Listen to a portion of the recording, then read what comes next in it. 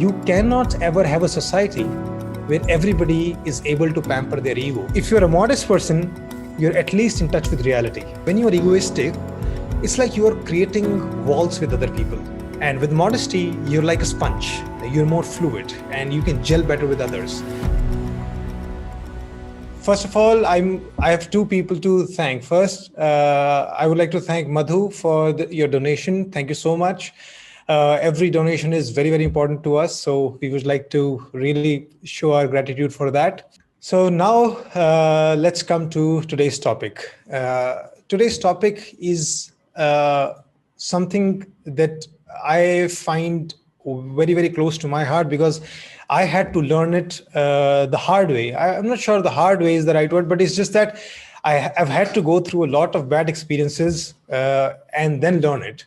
And so first I'll discuss with the problem before I get to the actual recommendations or wise principles. The problem today I'm going to be talking about is actually twofold. The problem is egotism. And in a way, the flip side of egotism is idolization. Briefly, what I mean by that is what egotism means is you have an inflated sense of self. You just think, "Main bahut bada insaan hu, and I can't be wrong." And basically, you have an exaggerated sense of for yourself, like I'm very special and I can't do anything wrong. And the flip side is idolization, where you are putting somebody else on the pedestal, where you think somebody else is very, very special.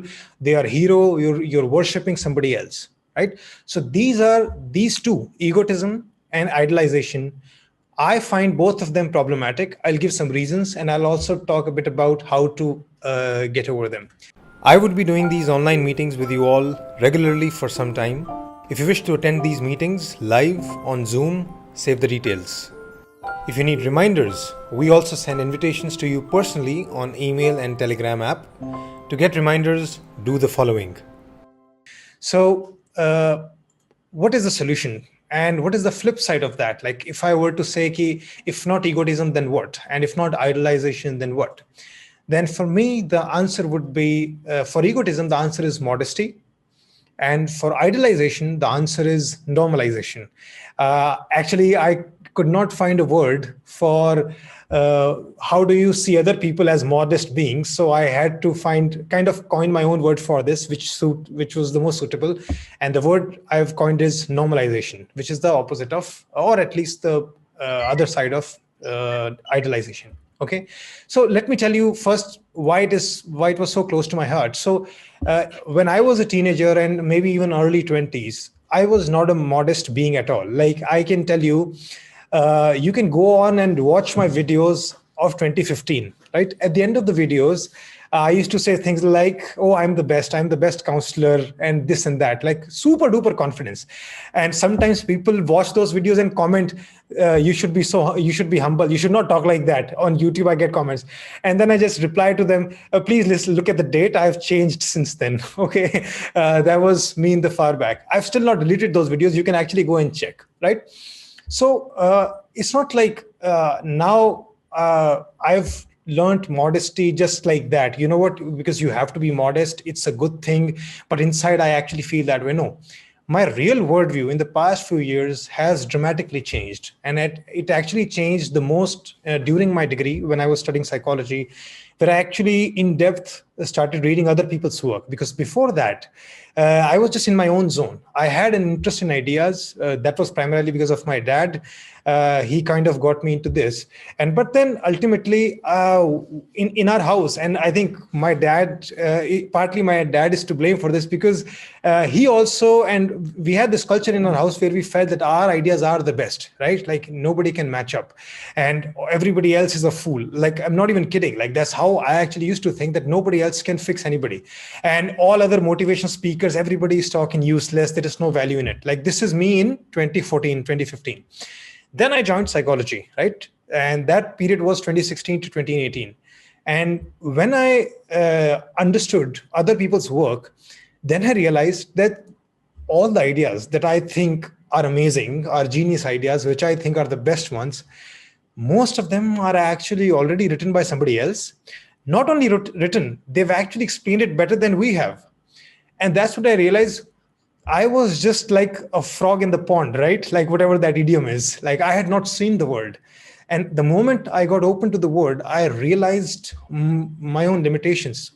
And how my knowledge and my wisdom is actually so tiny. And so this took me a while, and gradually I started I started giving credit to other people's work, and I started finding value in other people's work. And I could see that, okay, you know what, even if somebody is doing something, I can recognize it. And gradually my ego melted. Not only reality check, but I also understood that if I can talk down and basically look down on other people, anybody can look down on me, right? So what kind of a society would that be, like, where we are constantly putting other people down and just pampering our own egos? So I had to learn that, and it took me a while, but I realized that for so many people, the journey never happens, and they can spend their whole lives. Like, I have seen people who are well into their 40s and 50s, and somehow I think the problem of ego tends to affect men more than women. Again, I could be wrong, but there is some truth to this, because the personality disorder called narcissism is actually more prevalent in men. So the idea there is that when you really become obsessed with yourself and with your own needs and who you are and your capabilities, then you end up causing a lot of damage, not just to yourself, but actually to other people as well. Okay. And so for many people, that journey never happens where the ego melts. They become modest. And that's why I thought I would actually bring this up. Today, first, I would like to tell you the whole spectrum that I see here. And for that, I'm going to share my screen again, because I want you to not look at things which I'm saying in like separate compartments. Look at most of the human traits in spectrums, instead of looking at, okay, good, bad, and basically modest or ego. These are not compartmentalized things. These are things on a spectrum, and these are things on degrees. So let me just share a file. Yeah. So as you can see here, for the first one, there are three. This is the whole spectrum. On one side, there is egotism, like I'm the best, I'm everything, can do everything, I know it all, I'm special. In the middle, which is the balance zone, we are all useless and useful. We are all nothing. We are all a mix of stupidity and knowledge. We are all equal. No one is special. Like, this is the modesty, not just for yourself, for others also. And on the other side is self-loathing, which is of course also problematic. I'm useless. I'm nothing. Can't do anything. I'm stupid. Others are better. So what is our goal here? Our goal is, if you are on this side, egotism, come to modesty. If you're on self-loathing side, then again, you can come to modesty. And here the idea is that people can actually be self-loathing on one issue of their life and very egotistic on other. It's not like one human being is completely egotistic and other is completely loathing themselves. No, we can have a mix of all of these things, and you can actually be modest in some other area of life, right? So this would actually simplify this. Self-loathing is you attack your own self. Modesty means you keep yourself in check. Egotism is you worship your own self, right? Now, one more. These are some words that I actually find synonymous with them. For self-loathing, there is self-hatred, self-doubt, lack of confidence, inferiority complex, etc. For modesty, things are like humility, decency, humbleness, simplicity. And for egotism, narcissism, arrogance, conceit, vanity, self-importance, boastfulness, egocentrism, right? So if I really break it down, you can actually think of it like this. Self-loathing is unrealistic doubt. You're not in touch with your reality. You're feeling so bad about yourself that you have actually not seeing the reality in you, which is the strengths in you. So it's unrealistic. Modesty is realistic doubt and realistic confidence. So modesty is more about being real, right? And egotism is unrealistic confidence. You're just too confident. You should not be. Okay. So we can be modest in many, many different ways. So it could be modesty about your capabilities, like, for example, your talents, your intelligence. You could be modest about your own accomplishments, like whatever you've done in the past. You could be just in general modest about your potential, your worth, your status. And then there is a modesty about your whole existence, like how we are just speck in this huge universe, how we are just a bubble in the grandness of time. Like, you can have modesty along those lines too. And the idea here is the more areas of life where you understand how you're not that special, the better it is for you, the more grounded you will be in those values. Okay. And now briefly, I'll talk about normalization too. And after that, I'll get into the reasons. So this is the definition part. It's not that interesting, but it's important that we are all on the same page. That's why I have to do this.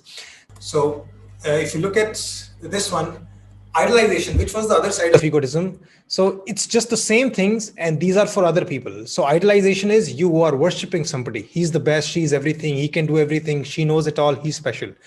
Normalization is again all of those exact same things which I mentioned earlier. And the condemnation is he's useless, she's nothing, he can't do anything, she's stupid, others are better than him. You're just condemning somebody. So the same thing, you're doing it for some other people. And again, here the goal is to come towards normalization. Okay. So now that I've shared that part, let's come to the why, the interesting part. First of all, why do we need modesty? Why do we need normalization? And is it just something that's written in the books? Like, is it written in the Gita that, okay, or some other holy book that you should be modest or you should not treat other people such and such? Or there are some good reasons behind it. And I say there are some very logical reasons behind why modesty and normalization are actually the way to go. And I am, like, as all of you have known so far, I don't believe in supernatural explanations. I don't believe in divine explanations of things. I believe in naturalistic, realistic, physical explanations, right? Which are worldly explanations, basically. So what are the whys? First, I'll talk about some truths of ourselves, which make modesty a natural conclusion. Like, if you understand them well, you will have no choice but to be modest. And in fact, even teaching other people normally. So first reality about our brain is that we're all actually born, our perspectives, our worldview are actually inherently flawed. So we do have a sense of reality. Our senses do work. Like, if I touch a table right now, I know that it's a table and I'm not fooling myself. That's true. But as you go into more and more complex analysis, right? Okay, what for example, in my family, how do I treat my family, right? And how do I raise good children? And how do I become a good neighbor? How do I learn things? And what is good for this world? When you start to go into complex questions where you're not dealing with 2 + 2 facts, there are huge problems in our thinking, which in psychology we call cognitive errors, cognitive biases, and sometimes logical errors, right? So what that means is you can sometimes take a small incident and make a very wrong conclusion. Just to give you an example, you go to a party and somebody talks to you, somebody doesn't talk to you enough. Now, you had this small interaction of 2 minutes, but you got a wrong vibe. And you go home with the conclusion that that person is actually very snobbish and they don't like us. Now, you have absolutely no idea about the context, what that person did, what they did not do, but you suddenly made this conclusion. Now your brain is capable of making such errors. Maybe that person was not feeling well. Maybe that person had to rush. Maybe they were so troubled, they had something else on mind. You have no idea, but your mind made a certain conclusion. So what that tells us is when you look at the world, we all make different kinds of conclusions, and those conclusions can be faulty. There can be a lot of mistakes. So inherently, this machine inside our head, this is not perfect. This is not a perfect computer. We make all kinds of errors. And once you realize that this is the basic part of who we are, it's natural that you understand that whatever you're thinking will not be perfect. There will be flaws, and modesty will be a natural conclusion. Once you understand your own psychology, how you can make mistakes, how you can completely irrationally connect two things which are not connected. Right? So it's like today it rained and today something good happened, right? Like your boss gave you a small promotion. Now your brain makes a conclusion that whenever it rains, it's good for me. So your brain can make all kinds of faulty, wrong, supernatural conclusions. And I must repeat it again, because when you are sounding too confident, when you're sounding very righteous with other people, and when your ego is all inflated, you're assuming that this brain is serving you perfectly when it cannot, because the brain is inherently faulty, right?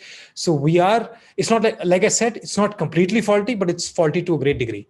And once you understand this basic psychology of yours, this cognition of yours, you're like, okay, you know what? Next time I say something, I should not be this confident, right? I should say it with a grain of salt and maybe look at other people's perspective too.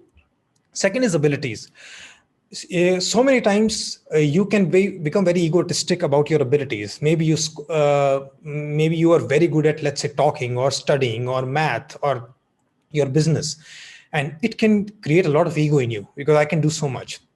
Again, that is a problematic thing, because what you are doing right there is, first of all, you're forgetting that there are millions of other talented people out there. You're not the only one. Just because you don't meet them, maybe you are really talented among the group of people who you meet, let's say your own circle of 20, 30 people. But you're completely forgetting that the world is full of people and there are millions of other talented people out there.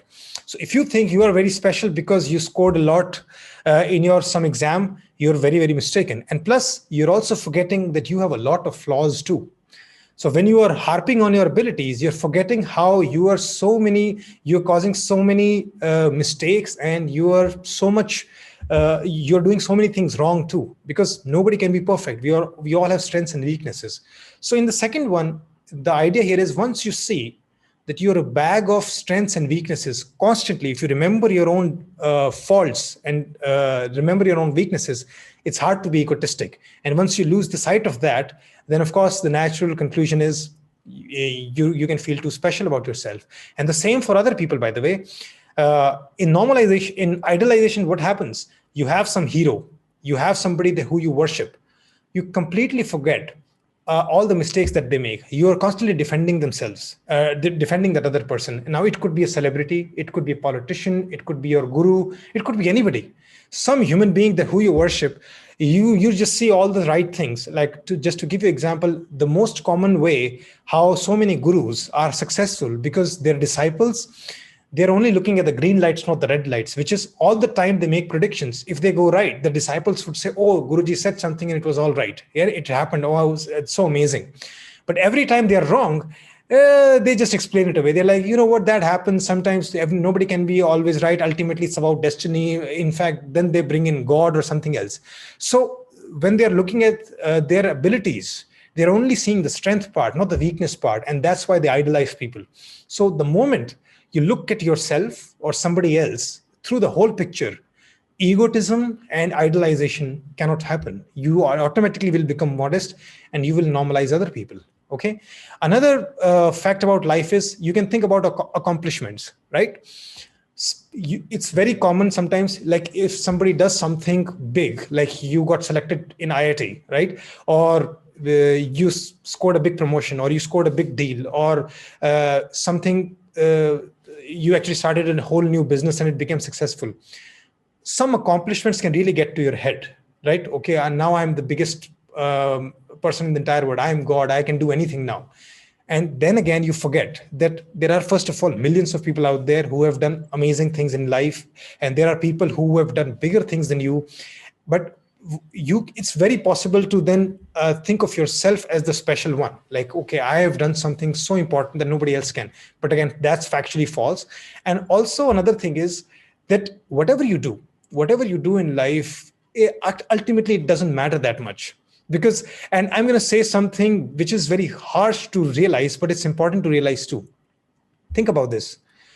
No matter what you can do in life, it's actually not more than a drop in the ocean. And you can, if you think about this, whoever you help, you think, right, like I can change the entire world. What does that mean exactly? That means that you can ultimately help people, right? Change people's lives. But please remember, all of us are going to die. You're going to die, I'm going to die, we all are going to die. And people that you're going to help, whose lives you change, they're going to die too. So what did you do? So the idea here is, if you think that you're going to change the world, no, you can't. You simply cannot, because whoever you change is not going to stay there. Whatever you do is not permanent either.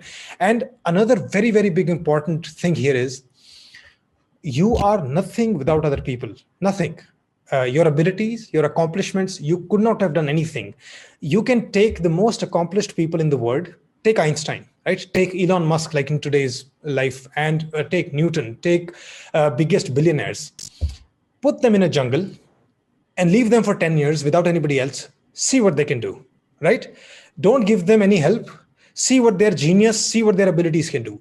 Anybody who's able to do anything in this life is standing on the shoulder of giants. If you've heard of that term, what that means is people have done amazing things. Humanity has done amazing things. This society has been organized in a manner that anybody can now come in and shine. So if somebody thinks in their mind that I'm a completely self-made millionaire, billionaire, they are just fooling themselves. They are delusional. Why don't they try that on Mars or Pluto or in a jungle? They would fail utterly. They would probably die in a few months. So we must recognize that in ourselves alone, we are nothing. We are so dependent on other people. And it's an interdependent society. And once you realize that, how will you be egoistic? Like, what is the basis for you to be egoistic? You are nothing without other people. So naturally, there will be modesty. And the same goes for your heroes, by the way. If you have any heroes, if you have any celebrities, if anybody that is worshipping, that person is nothing without you and without the society that they are around. So once you realize this, how can you idolize somebody? How can you think that somebody is a superhero? Nobody is. So these are some of the truths. When you really, and this is when you realize that the nature is like that, the reality is like this, this is a natural conclusion. Okay. And if you really want to test yourself, how you can be completely wrong about things, try making predictions. So-called experts, and there has been a lot of research, by the way. So I'm forgetting the exact research, but the idea there was, some experts were asked to predict certain numbers in a certain market. I think it was economics related predictions, or I don't know what. So basically, the crux of the story was they asked some experts to make some predictions, and then they asked some monkeys to punch in some numbers. And what they found out was the accuracy of monkeys was equal to the experts. So what that meant is that when you try to predict something, especially when it's complex things, most people who sound experts, they actually know nothing. And their egos are inflated because of their degrees, because of, okay, I have 20 years of experience. And once something happens, it's easy to explain it. But in reality, their cognitive abilities, their predictions are very, very faulty, and nobody then goes up to them. Okay, so people make predictions about scores, who will win, who won't win. People make predictions about elections, cricket games. And if you ask them, okay, you were wrong, what do you think about that now? Then they'll come up with excuse, nobody will go to them. But reality is, if you think you know too much, you're basically fooling yourself, okay? Because it's just beyond all of us. So modesty is not just denouncing yourself. The idea is modesty is a natural result of understanding the nature of humanity and the universe, okay? Now, there are more reasons why modesty is actually important. And now I'm going to give you some benefits. So these were some truths that I wanted to say. Why is modesty actually good for you? You'll actually live a better life. See, first is, this is something that I cherish, which is simply being in better touch with reality. Like, I don't like to fool myself. So if I know that I know the truth, it feels better. Like, okay, I'm in touch with reality. So if you're a modest person, you're at least in touch with reality. You're not delusional. You're not fooling yourself. So that in itself seems like a benefit to me, that at least I have some handle on the truth. If you find these videos helpful, you can support me by donating something, anything. Go to www.shridharlifeschool.com/donate. Those who have been contributing, I'm truly grateful for your support. Please continue to do so. Now, second really big benefit is people actually like you more when you're modest. And we know that, right? So egotism in that sense can backfire. See, when you're egoistic, you want yourself to shine. You want to be liked by other people. But if you're too boastful, if you talk too much about yourself, people actually start disliking you. You actually lose status because of being too egoistic. So think about this. People who really want themselves to shine, and if they do too much for it, they defeat the whole purpose. They don't shine. Ultimately, people dislike them. They bitch about them. They gossip about them. And they say, what a fool. So technically, you're defeating yourself by becoming too egoistic, by trying to shine. You won't be able to. Okay? If you really want credit for your goodness, it helps to speak realistically and then ultimately leave it to other people. You can talk about realistically. So if you've really done something good and you talk about it realistically, people can take that. But if you go too far into it, if you talk too much, then you're going to lose out on all the credit, because it's just not going to help. And ultimately, people will dislike you. They would not want to associate with you that much. So modesty can help you be liked. It can help you build better relationships. Then it can help you cooperate better, right? You can learn more, you can cooperate more. Because think about this. When you're modest, you're recognizing that I'm limited. My abilities are limited. My worldview is limited. So this gives like space for other people to come in. Now you can do something together, because if you are very egoistic, if you know that I know everything, it's almost impossible to cooperate with somebody. How will you compromise? How will you take into other people's worldview into account? And this actually makes you stronger, because any single person can be irrational, but when we all come together, when we look at one problem from different point of views, we actually become wiser together. We create more knowledge together. Together, we are more reasonable. Right? So this is why you actually become smarter when you are modest. You learn more, you cooperate better. So, and that's so important for your life. And another great next benefit is, when you are modest, it actually has an immediate impact on the other person. So you can recall your own interactions with egoistic people. Think of somebody egoistic. You're talking to them and they're acting like, I know everything. It's all about me. I'll decide everything. The moment they do it, what is the reaction in you? You know what? Now I'll show you. Now, even if you make sense, I won't listen to you, because you're being so egoistic. Now I'll show you. Ego tere mein, ego main dikhata hu. Like I have ego too. So what is the idea there? Whatever you do has a reciprocative effect on other people. So if you actually want to influence people, if you actually want to deal with them better, if you're modest, it will influence some modesty in them too. They will also tone themselves down, at least to some degree. Not completely, but to some degree. So your influence on other people, whatever you're doing, that actually becomes better. So that's also why modesty is a better way. Okay. Then once you recognize that you are, like I discussed, you are limited and you have flaws, it actually makes you open. And this is essential for your growth. If you're not open to new things, how will you grow in life? Okay. And when you're modest, a great thing happens is, and you must have noticed this in your own life, others lift you up. So it's like, and some people do it intentionally, which sometimes becomes fake modesty. Oh, no, I'm nothing. Oh, I cannot do anything in life. Then somebody else will say, oh, no, you're really good. It was amazing. No. Oh, look, you know what? I make terrible food. No, you make really good food.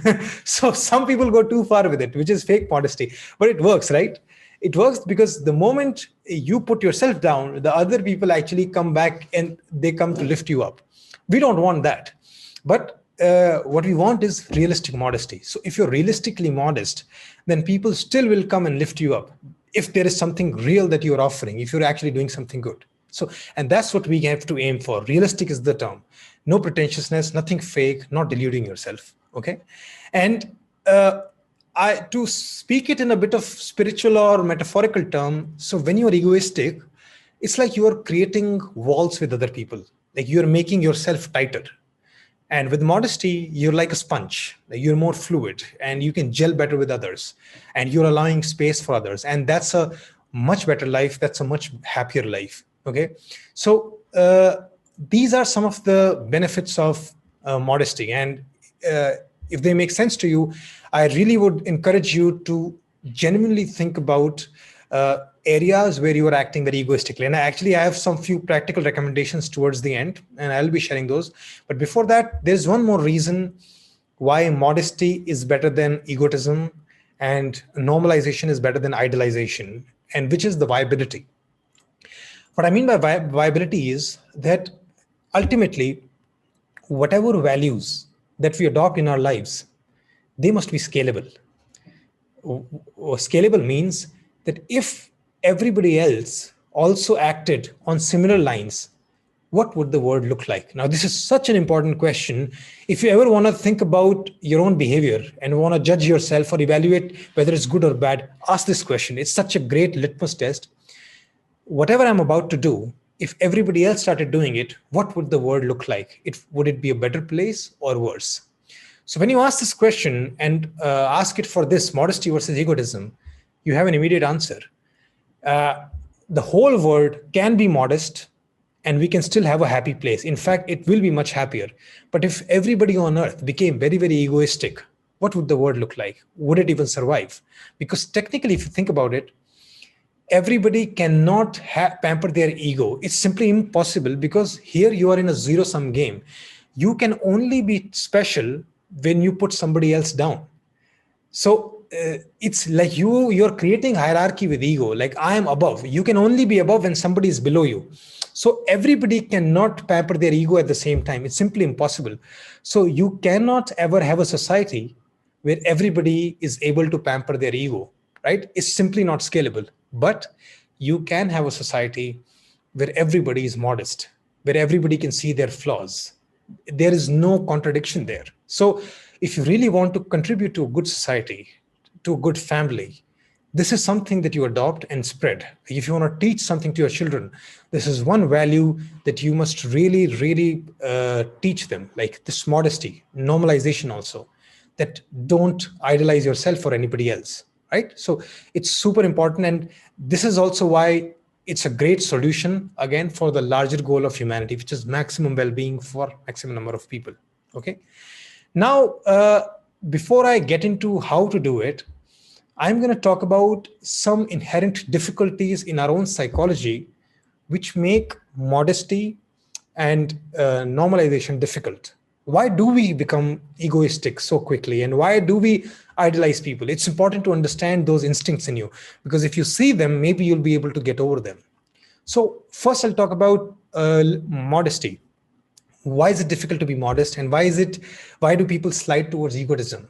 So one thing is clear, that there is this pleasure in righteousness, in being right.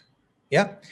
Because if you think about this, being wrong means you have a wrong estimate of the world. And being wrong means, potentially, evolutionary speaking, you could die, right? Like, it's like if you have a wrong estimate of the world, what if there is something dangerous out there and you don't understand it? And what if there is something beneficial out there and you don't understand it?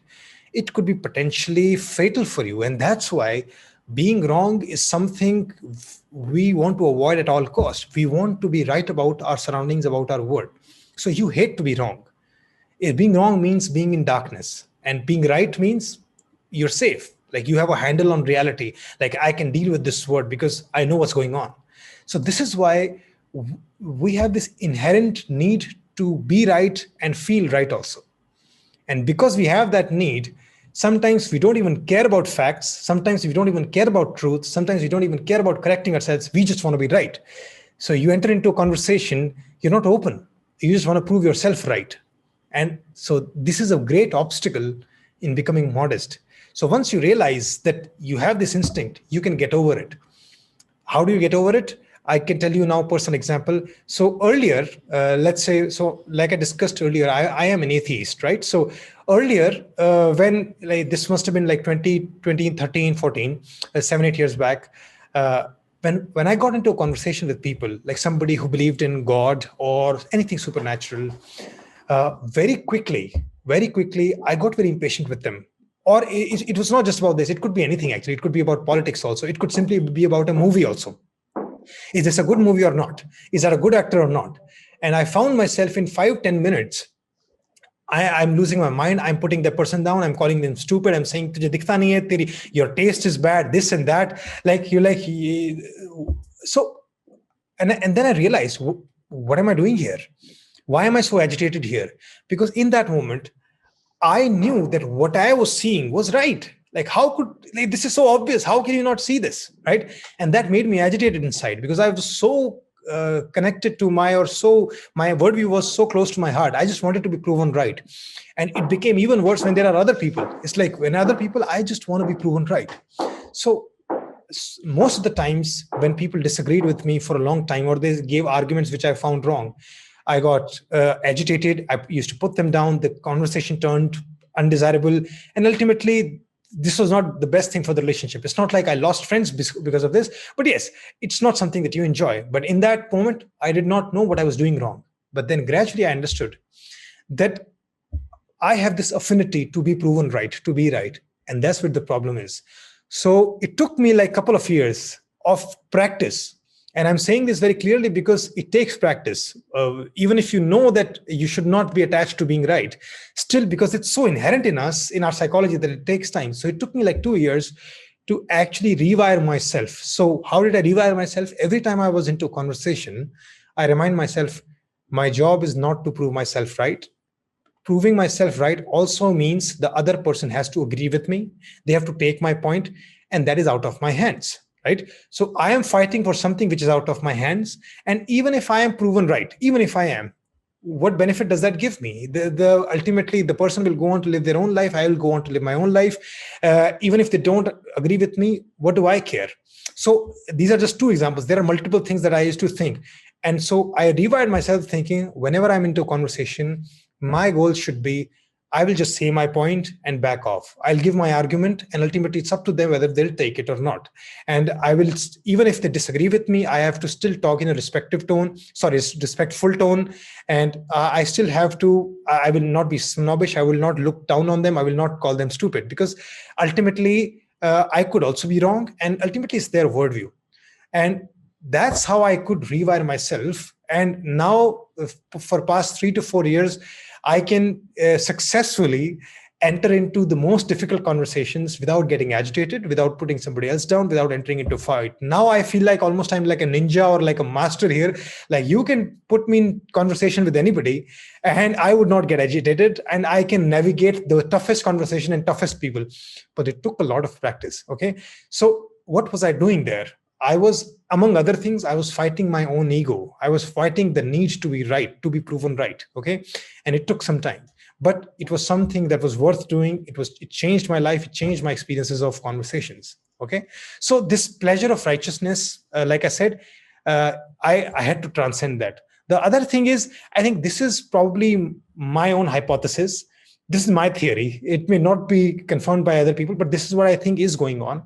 See, why do we have an ego? Like, this is what I'm actually talking about. Like, why do we tend to become egoistic? See, we do have this inherent need for immortality. Like, if you think about this, so many people, even if you're thinking about work or making an impact, we have this feeling like, how will I be remembered? What will be my legacy, right? How do I want to leave this world, a better place or a worse place, right? And some people are like, will my name be remembered after centuries or not? So somehow we care about our lives after our death. And also, for centuries, you must have heard, for millennia, the biggest kings, the biggest rulers, they have tried to find a way to achieve immortality, right?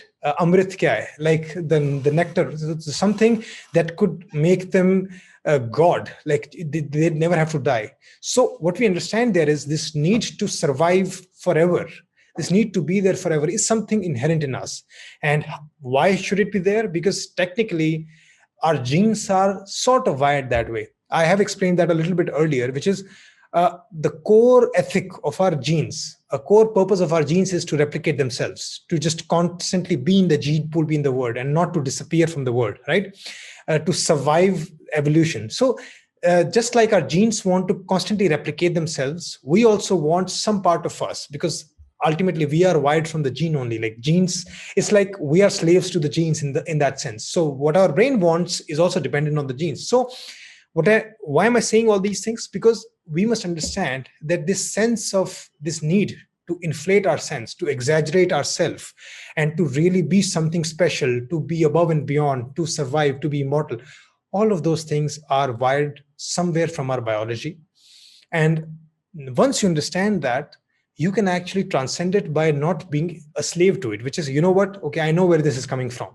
I know this is my brain wiring from my genes wiring, and I don't have to be a slave and follow the orders of my genes in this. Now I can choose what I want to do, which is if it's taking me too far. So knowing where it's coming from is actually very, very powerful. Again, this is my theory. You might not find in the books, but I do think it relates to the best science that we know for basically genetics. Okay. Now, for heroism, there are obstacles of normalization too. Just like you want to basically inflate your own sense of self, we also have a need to find heroes, to find saviors, to find God, to find somebody who is just superhuman, somebody who's bigger and better than this normal day-to-day life, right? That's also need. So sometimes, and I'll give you a small example here. So we have this need to somehow, or need, no, just a preference for confidence. People who sound very strong, who sound very confident, that sounds actually more interesting than people who are moderate or who talk with doubt or who are not sure what they're saying. That's not so interesting, is it? And I remember this in my childhood. I must have been a teenager then. So my dad, he used to talk in a sense that, okay, you know what, I'm not sure, maybe this or that. Like whenever you ask him something, oh, ye bhi ho sakta hai, wo bhi ho sakta hai, this could happen, that could happen. And some of the other people that we observed, his friends, they were like very confident, which is like, okay, you know what, this is it. I have no doubt. I can guarantee you this will happen. And to us as children, I used to tell my dad, why are you not so confident? Why do you talk with such doubt? Like, I mean, look at those other people. They have so much confidence in what they're saying. They're so emphatic. And somehow we connected that with good knowledge, as if they're actually more knowledgeable. But then as time passed, we actually found out that people who sounded that confident, very sure about themselves, they turned out to be wrong all the time, so many times. And then nothing. Then it's not like we can jail them for that. No, life just moves on. So people can make very confident claims. And that seems interesting. So I'm raising that point because when you see somebody standing there with confidence, with chest wide and saying big claims, making big claims, it actually seems very interesting. You want to believe that. And that is something that you have to fight, because modesty seems boring. So like if I give you an example, like if I tell you, you know what, I'll tell you the key to happiness and you don't need to know anything else in life. Now, if I say it like that, people will be like, oh, this guy knows something, right? Or let me listen to that. As opposed to if I say, you know what, I have an important idea which can contribute to your happiness. Now, that doesn't sound so interesting. So that's why people get so fascinated by even motivational speakers, even gurus, because there's amazing confidence there. Now, and you tend to, whenever somebody sounds confident, you're like, okay, that's my hero. Like this person knows what's going on. They have a handle on this word. They're confident. They're strong. And you idolize them, right? So like modesty basically seems boring. And once you realize this, then you can let go of that perception. Okay, you know what, I'm not going to fall prey to this. Like agar main aaj bol दूं, मैं दुनिया बदल दूंगा, that seems more inspiring than हाँ मैं लोगों की मदद करूंगा थोड़ी बहुत. So इसलिए the moment you see tall big claims, please remember that deep inside they are hollow. People are confident, but they should not be confident, because like I said in the beginning, they are also flawed people. They also have errors. They have a lot of things missing in their worldview. So and they probably don't even realize that they did not know it. So just like I gave that example in the beginning, how in my videos I used to say things like, oh, you know what, I'm the best of all. I meant it at that time. It's not like I did not mean it. I meant it. Oh, I actually thought I was the best at that time. But I was wrong, because I was not aware of my own faults, my own weaknesses. So if somebody had taken me seriously at that time, that this guy is saying he's the best, he must be the best, they would have made a mistake too, because ultimately I am not the best, right? So this is why it's important that before you idolize somebody, remember those things, that somebody's confidence, somebody's heroism, it seems inspiring. It probably gives you this, like, okay, somebody's following these higher ideals, but beneath all of it, it's mostly hollow. Okay. So now that those obstacles I've addressed, I'm going to briefly talk about how do you actually bring this into life and some practical applications for it. And I'll also discuss the homework part. So it's actually very simple. Once you understand the philosophy, you can find the right behaviors for it. So some of the right behaviors would be, I want you to now start enjoying saying, I don't know. I'm not sure. It's so difficult to sometimes say, I don't know. I'm not sure. Anybody asks you something, you're like, oh, main batata hu. Oh, I know everything. You say something. And then even if you like, it's like Recently, somebody asked, not recently, actually, this was way in the back, and somebody asked me directions. I was in a new zone. I had no idea, but yeah, ha, udhar hi hoga. I just could not say, I don't know. Like, I told somebody wrong directions because I could not say I don't know. And then I'm like, I hope he asks somebody else and not go, and I hope he doesn't go too far with it. So we are so wired to just say something, to act like we know. And now I had to again train myself to start saying, literally, to say those words out of my tongue. I don't know, I don't know, I don't know, right? So that whenever I have doubt, I don't know, I'm not sure. So actually, you should do this exercise. Go stand in front of the mirror and say this 5 times. I don't know, I'm not sure, so that your tongue gets used to saying that, right? And the flip side of that is, whenever somebody doesn't know something, don't put them down, because we make that mistake too. So a small example here would be, so recently my Masaji, he was visiting us, and he asked, he came from Gwalior, okay, and we are in Noida. And people make these mistakes all the time. So he asked us कि यहाँ पर कोई, he asked me certain society कि वो society यहाँ पर बन रही है, like उसके rates क्या हैं आजकल, what are the rent क्या चल रहे हैं? I don't know. कि तुम्हें यही नहीं पता, तुम नोएडा में रह के करते क्या हो? ये क्या है, क्या रह, तुमने क्या उखाड़ा 10 साल नोएडा में रह के? What have you done living here 10 years? And I'm like, okay, was I supposed to know that? So we have this, somehow we just assume like the things that are obvious to us should be obvious to other people. They're not. Somebody in your family might not know who's the president of India. Somebody might not know what's the capital of Pakistan or America. And all people, we don't know so many things. So first of all, proudly say, I don't know.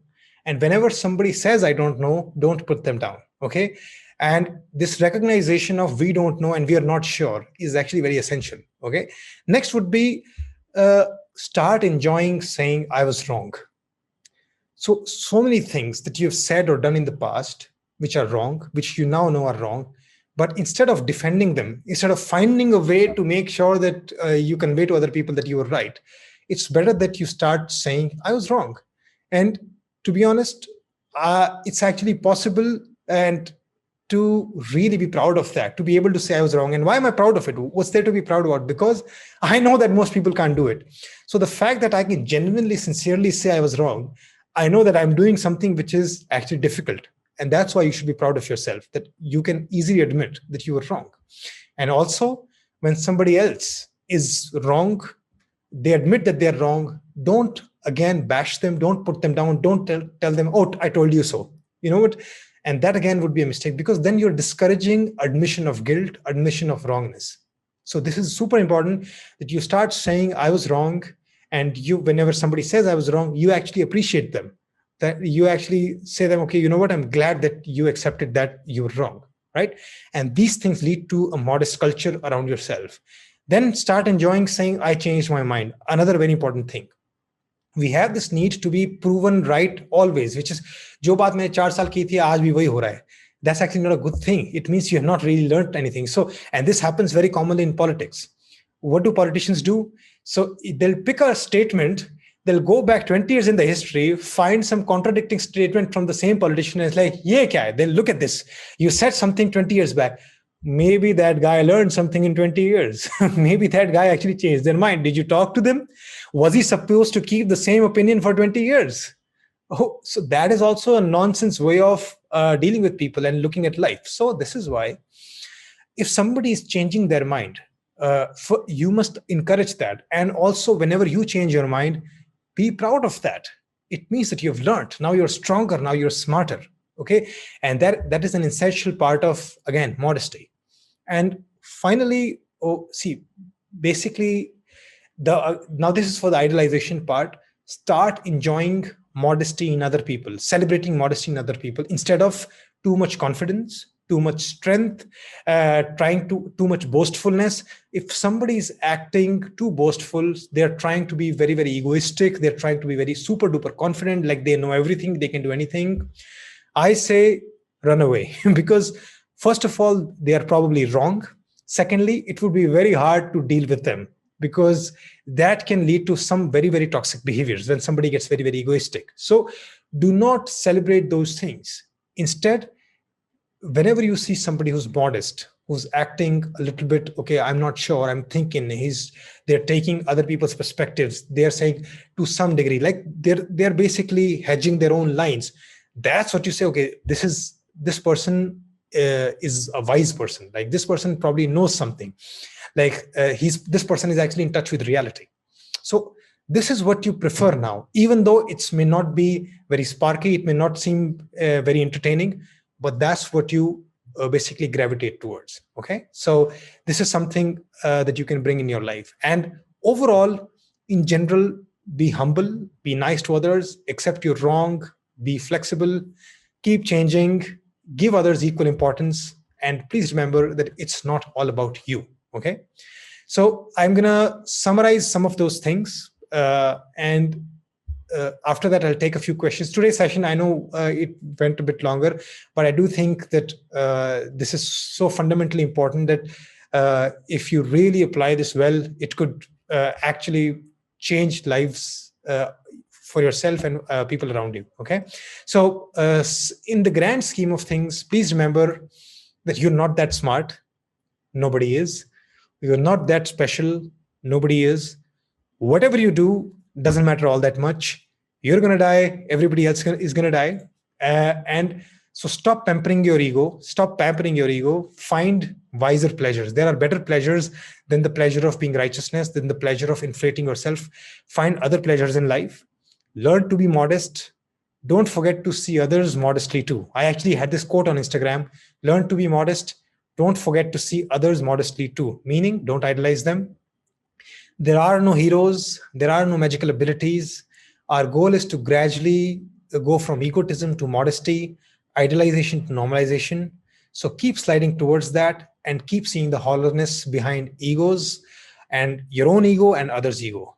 Keep seeing that. So these were some summary lines, and I hope they made sense to you. And now I'll move to the questioning part. Okay. So for that, please raise your hands and I'll unmute you and you can ask those questions. And whoever asks the questions, please remember that you have to come on the video. Okay. Yeah. So I'll first go to Pavni. So it's a very productive session today. I have a question. Like, I am very confident of myself, and I don't want to call it ego or it makes me very sad if I call it. But my husband on the other side, he is very modest, like too modest, and he is. You sometimes even I take advantage of his modesty. So I can imagine people taking advantage of his modesty, especially his corporate world or you know, like anybody. It can be any interactions.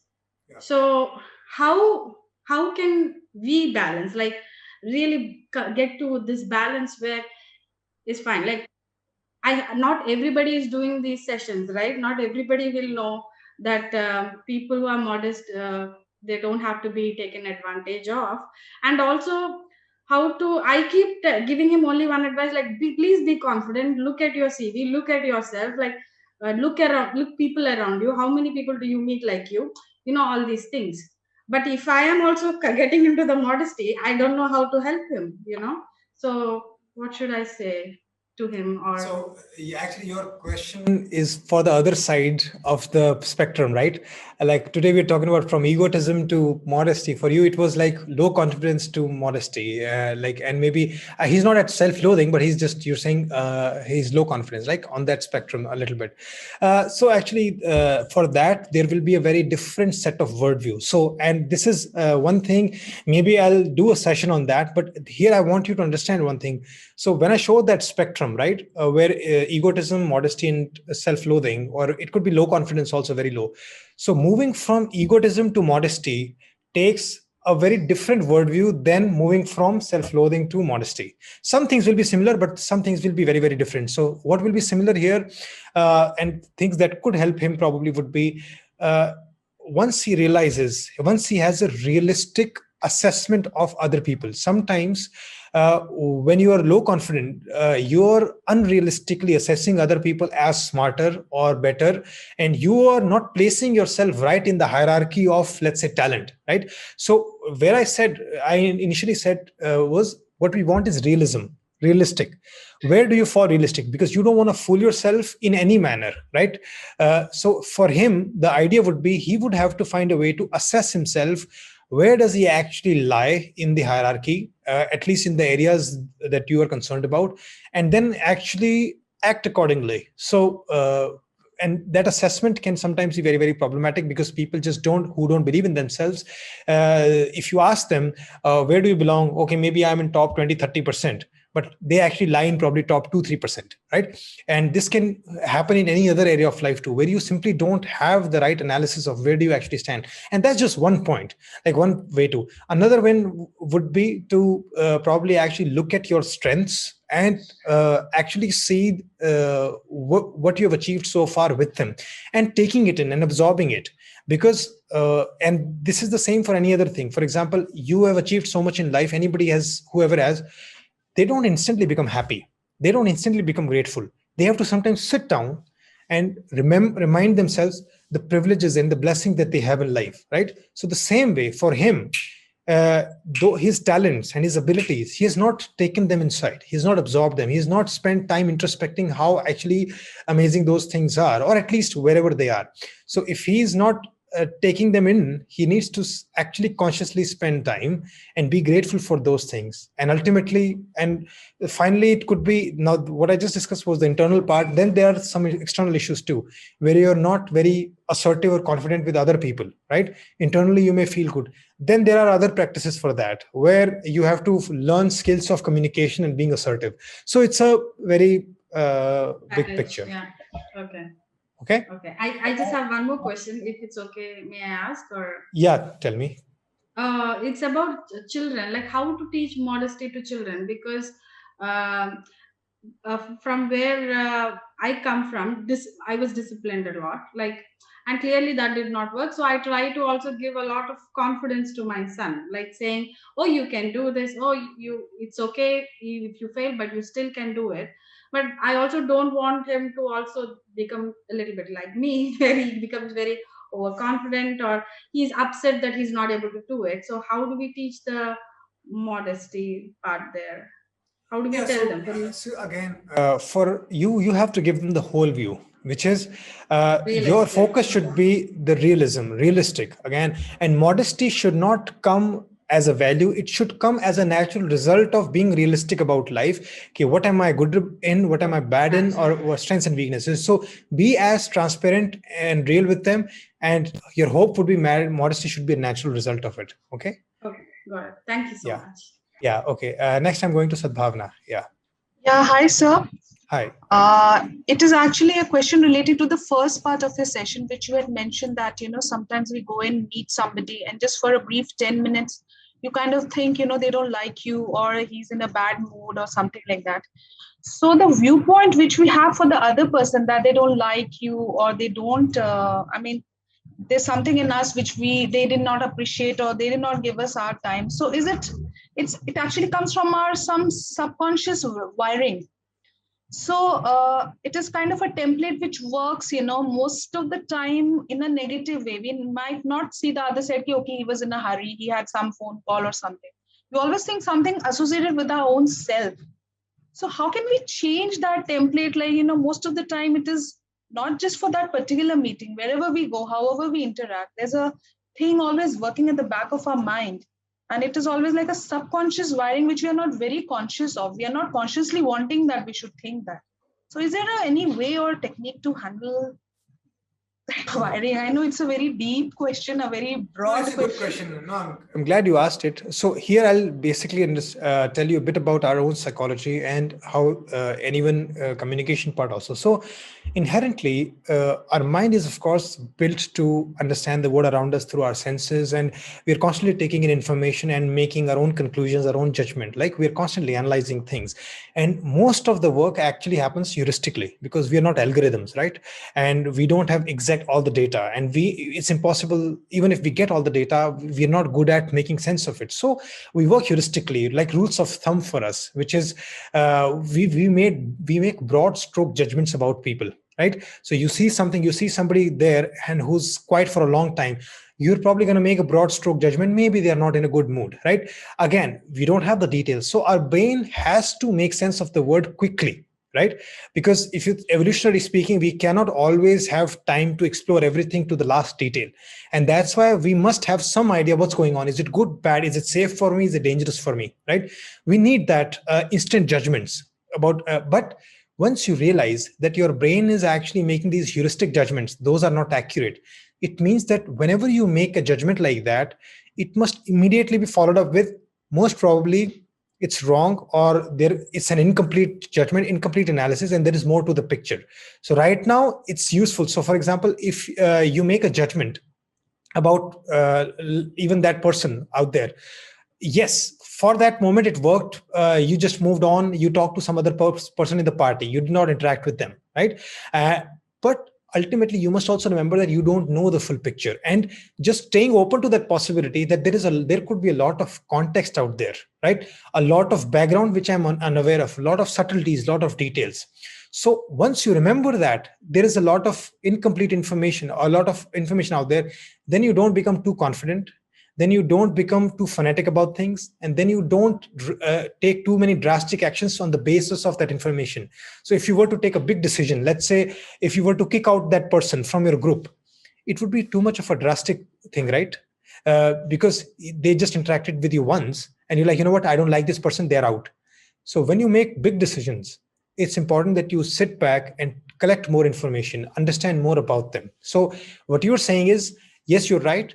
What you call template, the word for that is heuristics. We have heuristics for things, rules of thumb for analyzing the word, but they can be mistaken. So the way to deal with them would be always take time to understand it in detail. And how do you do that? Talking to people, right? Taking time to ask questions, actually listening, actually being open, instead of just saying, this is what I saw, this is it. I saw you talk like that, that's what I decide, and that's what it means. So like, it's like, yeah. Yeah, say for example, every day you say good morning to your colleague or any of your boss, and one day they're not responding to you. You will not think positive. Why we always think negative? Oh God, I must have said something, or he must have seen me doing something, or I was chatting to this person, maybe she did not like him. You always go into that rhetoric, like all the time, mostly associated with you on the negative side of it.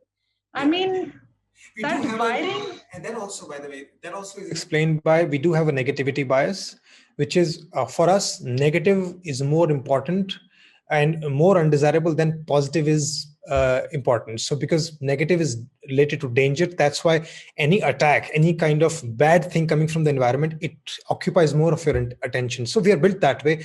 But again, it can be countered, it can be worked on, and you can actually understand that in this world, not many things are out there to kill us. We're going to survive. And most of the times people are mixed bag. Things are mixed bag. There are good and bad. So that's why once you remember that there is complexity, you hold back on your judgments and you're like, okay, you know what? Let me take time to understand this better before I decide. So yeah, once you do that, your basic understanding and your basic interaction with people can also become better, and gradually you'll become more open. Okay, give me more information, right? All right. Thank you so much. Thanks for the question. Now I'll go to Abhishek. Yeah. Hi. I think I was hearing about the two people who contributed about modesty. A little about me. I was an artist. I didn't have. I was very modest about my achievements. I've been on stage. I do magic shows for a living. So, but there were days when I couldn't actually ask for my hotel room properly, like to be treated properly. And I'm very modest about what I've done. Like I've been on India's Got Talent, I reached the semi-finals and all, but I don't go harping about it or telling anybody. Even if I meet new people at a party, nobody knows about me. But then I think what we need to learn Like the lady said, my husband doesn't do things. He's actually good at a lot of things. He just doesn't know how to assert things. Like now I've done is I send a technical requirement sheet in which I have a small line, hotel room number, and who will be the person to contact for my taxi. So it's done. I don't need to ask for it and work with it. And so this is just a conversation about assertive skills which we need. Can you maybe after I finish up share some insight about books or things which we can do to become more assertive with our needs? Especially people who are very talented, we tend to then, we tend to just downplay with our assertiveness at times. So you could guide us on that. And the lady said we always go for negativity. What I've realized is we have this medulla oblongata, the reptilian brain. It wants to look out for negative things more because it wants to keep you alive. And social pain is the biggest pain today. We have conquered our planet, we have conquered death, and no saber-toothed tigers and snakes to kill us off. But that inherent fear of social rejection is too much. So when someone like a boss walks in and doesn't say good morning to you, what is the pain that increases is your social pain. Am I in my boss's inner circle or in his good books? But we don't know is that maybe the guy had a flat tire, and had a fight with his wife, and he's come to office in a real bad mood, and he's not upset with you. So the minute you start thinking like this, that something else has happened, and we need to give it a more opportunity to find out. Maybe even a coffee break, talk to him and just tell him, Chief, what happened today? I saw you a little agitated, and usually we have a very good morning or a smile, together. What happened? Is there something on your mind? When we do this, we're opening up to things. This is what I've learned. Instead of quickly taking a judgment ki bhai boss gussa hai और मेरी band बजने वाली है कुछ हुआ है I'm out of his social circle. So two things that these are few things that I have learned about psychology from like whatever I've been reading. I do mind magic and a little psychological magic tricks on stage. So uh, very informative today. Thank you so much. It was I think from modesty I need to become a little bit more self-assertive myself and tell people, listen, I have worked hard to be here. I deserve my comfort and a better travel, because sometimes event companies put you in horrendous hotels and you're in some other part of the globe and you're being traveling here. So this is the two things that I could share. Maybe please could you enlighten us on any good books on assertive skills or understanding? Off the top of my mind, I don't have any yet, but yes, there's a little bit of academic work on this, because in psychology, when we in behavior training, there are a lot of academic books on assertive training, social skill training and assertiveness training.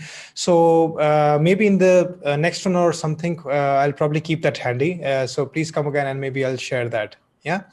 And thanks for your insight. And by the way, what you said was also right. You're right that, like I discussed, that's what we call negativity bias, where we are more attuned to the negative than we are to the positive. So yes, it's actually true.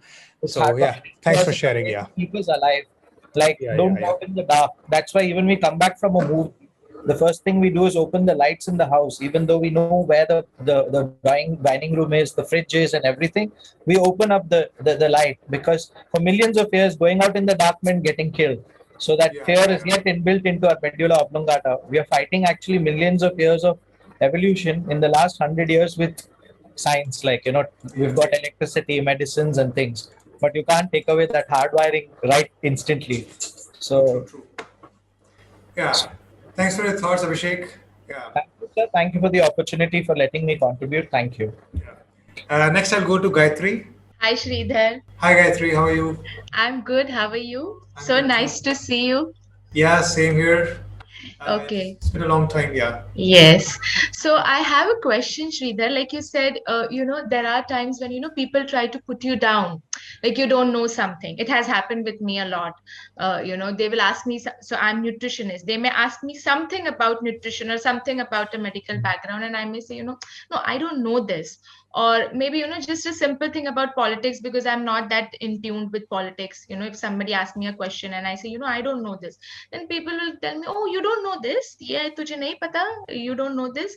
So, such kind of statements, I feel they are like attack towards me, and I feel, I'm so small, I don't know this, and maybe, I'm not that smart, and all these negative thoughts keep coming up. So how do we deal in a situation like this? So as of now, I have come to a point where, I just brush it off and I don't take it personally. But still, how do we deal with such kind of people who are, always talking to us like this and putting us down? How do we react? It's a good question, and something that I've also taken a long time to find an answer for, because see, what we realize is that first of all, when people make comments like that, they're not very serious, but yes, they hurt a little bit, right? It's not like something is dependent on those things. These are just remarks, like sarcastic remarks, or just they want to pull your leg, or they just want to laugh at your expense, right? Most of the times people, that's why they put you down. So even in my example, right, in my example where like my Masaji said that to me, so most of the times, just remember that these things are not that serious and you don't have to take them seriously. And inherently, the fault is not in you. The fault is, first of all, in their expectation. That's first of the starting point. So in my mind, I always try to answer these questions in two categories. What do you do internally? What do you externally? Right? So internally, what I do is, in my own mind, I say, you know what, their expectation that I should know this is wrong. Why should I? Sometimes it's the knowledge of curse also, curse of knowledge, which is once you know something, you feel that everybody else either knows it or supposed to know it, right? And this has happened. I'll tell you a small example here. So there was this friend who's pronouncing something wrong, right? And now I told her that, okay, this is the wrong pronunciation, and she learned it, okay? 2 or 3 days after, I found her putting somebody else down for the same exact pronunciation. Like she was doing it wrong just 2 days back, and now she has learned it. Now she expects the whole world to know it. And if anybody else makes a mistake, she's putting them down. So imagine our mind. So once I see that behavior, I'm like, okay, this is their wrong expectation. So first of all, I should not feel anything bad about myself. So once internally that does, I'm super strong inside. I don't get affected. Now the question is, what do we do externally? Do we say something? Do we not say something? And there the answer varies. If it's in fun, sometimes you can come back. Sometimes you can laugh it off. Sometimes you can actually ask them something. So this trick, I thought, you can ask them something which they are supposed to know. So for example, okay, if somebody says, "Ye politician," you can ask something from your own area, right? Like a certain movie that you've watched, or certain data about your work. You can ask that, okay, do you know this? And again, you won't be able to change them. You won't be able to teach them something. That's more like the social struggle, social wrestling. You can laugh it off, you can make a comeback. But basically, deep down, remember that you're not supposed to know anything. And it's wrong on their part to expect other people to know what they know, and not take it that seriously, not let it affect you. Okay? So that's how to deal with it. Thank you. Yeah. Thanks for the question. I'll now go to Anshumat. Anshumat, I'm unmuting you. Hi, Shridhar. I have a question. Yeah. What is the silver lining between ego, confidence, doubt, and suspicion? In the passage between where we going to self-loathing to not self-doubting and modesty. What is the silver lining? Where we can find that this is egoistic, this is where I'm becoming confident, this is where I'm becoming doubtful about my things, and this is where I'm becoming suspicious about my things. So, first of all, you will never find that point. The reason being because we actually vary a lot in different issues. So it's not like a whole person will be completely there in some other area. So for example, I can have a lot of doubts around if I have to buy a medicine or something, like, okay, is this the right one, or any health practice? But I am more confident in areas related to psychology, and maybe even less confident in areas related to how to fix a car, maybe. All right. So the answer here would be, always be as realistic as you can. And in that sense, once you're realistic, if you're actually really bad at something, and then you should self-doubt, then you should not feel good about it. You should actually not be sure of yourself, because you actually don't know anything, right? So if tomorrow I ask you, give you a knife to operate on a child, take out the child's tumor, you should doubt yourself a lot. You should not be confident, and that's why we must be realistic. right? And the same way, if there is something that you've done over and over and you're very confident, then you can have that realistic confidence. Again, egotism would be being too boastful, again, probably looking down on other people or talking too much about, and we don't have to ever go to egotism, but we can actually go to really good confidence. So the answer here would be as real as you can, right? So that's the key there. And whatever comes next must be natural. Okay. Okay. Another one. Yeah. Is there a thing called harsh modesty? Like I have been in situations and I've been in touch with some person for 1.5 years. He's a very good genius person, math teacher actually. We do math calculation and teaching in a very good manner. But whenever anybody tries to praise him, he tries to say, don't lick my boots and don't try to praise me. I'm doing the best thing, and anyone who is interested in these things can do these things. So is this a thing called harsh modesty? Harsh modesty, you said? Yeah, he's being modest, but like I'm doing these things, anybody can do this thing. But don't try to lick my boots like I've done. Okay. No. So here, so on one hand, he's modest, which is good, but on the other hand, he probably does lack some relationship skills or friendship skills, because if you want to convey something, you can convey that nicely too. So the harshness is a different variable there. We should not mix it here. And also, sometimes people are modest because once you appreciate them, we are actually not very skilled at taking compliments. We get awkward, right? So we have to say something. So even I also get awkward sometimes if somebody praises me too much. Oh, you know what? It's fine. It's all right. And in a way, it's true also that if somebody else wanted to do it, they could do it too. So, so sometimes people just say things out of awkwardness too. Like it's not like it's their detailed, sophisticated analysis when somebody praises them. So that also plays a role, right? Awkwardness. But in this case, it's more about his attitude, which is your attitude towards appreciation or something else. He needs to look at it more positively. He needs to also recognize that the value in somebody else appreciating. Maybe he's missing out on some of those things. So yeah, and maybe he's misreading the intentions, that we're not trying to lick your boots. We're trying to actually recognize something which is good, right? He's misreading the intentions too. So yeah. Is there a thing called over modesty? Like if you don't know a lot of things and a lot of people ask you a lot of things about a lot of other conversation, and like you don't involve in this criteria. So you just told them that I don't know, or maybe I will tell you when I got any substitution data about it. So eventually what people will think that what kind of people is person is like this is that he doesn't know about the amount of questions we ask about or anything else. So every time I say I really don't know about it, but I will tell you whenever I got some data about it. So eventually that's makes us tags of I don't know. So I becoming more modest and at the same time becoming less knowledgeable to other people. So is this becoming? So in that sense, yes. See, if you don't know, then you should be happy with that tag. So first of all, wear that tag proudly. Like I said in that, if people are making fun of it, it's their problem, right? It's their problem. If you meet really good, wise people in life, they will actually appreciate it. Like if somebody tells me I don't know, I appreciate that. I recognize it, right? So if somebody is mocking your I don't know, it's their problem. It's not yours. You're being real. You're being honest. So you continue to be that. And wear that I don't know, wear that tag proudly. In fact, laugh it off with them. You know what? Because that's exactly what's going to make you more knowledgeable and stronger in the long run, because you knew that you did not know, right? Okay. All right, Anshumat. So that brings us to the end of the session. I think it was again a good one. So many people turned up. Thank you all so much for coming. Bye-bye. Great meeting you all. These videos can help you to some degree, but if your problems are really serious or painful, you should come for counseling. We now have a team of psychologists who can help you and your family live a much better life. Here are some feedbacks from our clients.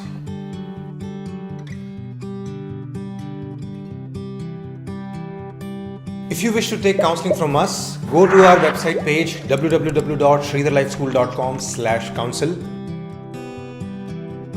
Click on this link and fill this application form. We will get back to you soon.